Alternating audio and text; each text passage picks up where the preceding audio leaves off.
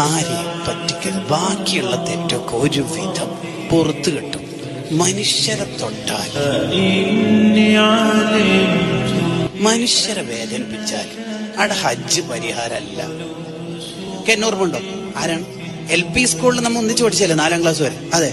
അതുകൊണ്ട് അന്ന് നീ ഉപ്പിലിട്ട ഒരു മാങ്ങ വാങ്ങാൻ വേണ്ടിയിട്ട് 5 രൂപന്റെ മാങ്ങ വാങ്ങാൻ 4 രൂപ ഉണ്ടായിട്ടുള്ളൂ. അന്ന് 1 രൂപ നീ കടം വാങ്ങിയിരുന്നു. 28 കൊല്ലത്തിന് ശേഷം തിരിച്ചു. എന്ത് ചാങ്ങി. അപ്പൊ വേറൊരാൾ കൊണ്ട് അതെ എന്താണ് അതിനകത്തുള്ളൂ? നീ മുമ്പ് ഒരു ബസ്സിൽ കയറിയ സമയത്ത് 50 പൈസ എന്നോട് കടം വാങ്ങി. എപ്പോ? 16 കൊല്ലം മുമ്പ്. അത് ഇപ്പൊ തിരിച്ചല്ല.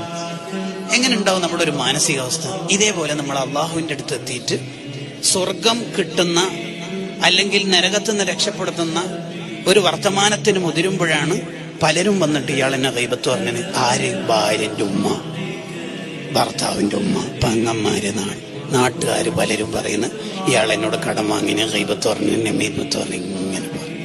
എന്തൊരു നാണക്കെട പരിപാടി, എന്തൊരു നാണക്കെടായിരിക്കും. ഇബ്നു അത്താഇല്ലാഹി സിക്കന്ദരി തങ്ങൾ പറഞ്ഞത് ആരെയും പറ്റിക്കരുത്. ബാക്കിയുള്ള തെറ്റൊക്കെ ഒരു വിധം പുറത്തു കിട്ടും. മനുഷ്യരെ തൊട്ടാൽ